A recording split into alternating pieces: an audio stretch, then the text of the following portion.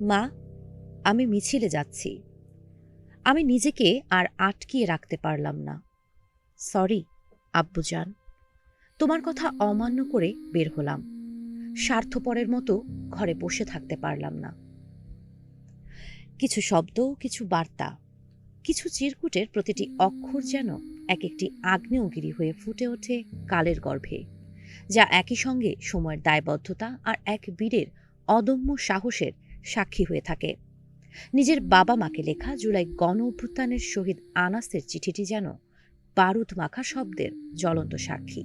এই চিঠি বিএনপির চেয়ারম্যান তারেক রহমানকে উপহার দিলেন জাতীয় নাগরিক পার্টির আহ্বায়ক নাহিদ ইসলাম।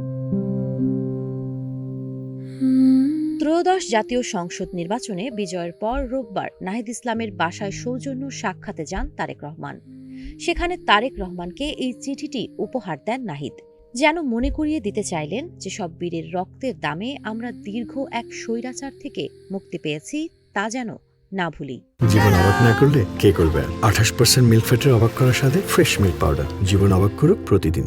2024 সালের 5 আগস্ট মার্চ টু ঢাকা কর্মসূচিতে পুরান ঢাকার চানখারপুল এলাকায় পুলিশের গুলিতে শহীদ হন 16 বছর বয়সী কিশোর শাহরিয়ার খান আনাস। মিছিলে যাওয়ার আগে পরিবারের জন্য একটি চিরকুট রেখে গিয়েছিল আনাস। দীর্ঘ কর্তৃত্ববাদী শাসনের জাতাকল থেকে যখন মুক্তির নেশায় মাতোয়ারা হয়ে আছে দেশের তরুণ সমাজ, তখন সময়ে ডাক উপেক্ষা করতে পারেনি আনাস। তাই বাবা মায়ের নিষেধের পরও ঝাঁপিয়ে পড়েছে মুক্তির টানে। পেছনে রেখে গেছে কালজয়ী এক চিরকুট। শহীদ আনাস লিখেছিল, মা, আমি মিছিলে যাচ্ছি। আমি নিজেকে আর আটকিয়ে রাখতে পারলাম না। সরি আব্বুজান, তোমার কথা অমান্য করে বের হলাম। স্বার্থপরের মতো ঘরে বসে থাকতে পারলাম না। আমাদের ভাইরা আমাদের ভবিষ্যৎ প্রজন্মের জন্য কাফনের কাপড় মাথায় বেঁধে রাজপথে নেমে সংগ্রাম করে যাচ্ছে, অকাতরে নিজেদের জীবন বিসর্জন দিচ্ছে। একটি প্রতিবন্ধী কিশোর, 7 বছরের বাচ্চা, ল্যাংড়া মানুষ যদি সংগ্রামে নামতে পারে, তাহলে আমি কেন বসে থাকবো ঘরে? একদিন তো মরতে হবেই।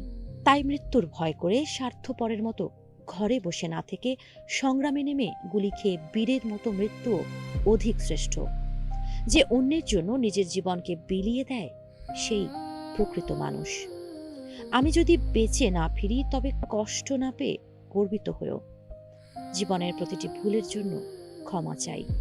ইতি আনাস। আনাসের এই চিঠি প্রমাণ করে এ লড়াই কেবল অধিকারের ছিল না, এ ছিল আত্মসম্মান ও অস্তিত্ব রক্ষার লড়াই।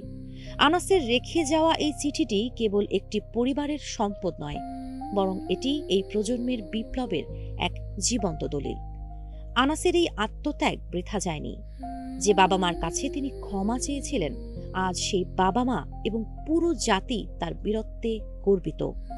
আনাসের এই চিঠি আগামীর প্রতিটি তরুণকে শিখিয়ে দিয়ে গেল, দেশ যখন ডাকে তখন স্বার্থপরের মতো ঘরে বসে থাকা সাজে না।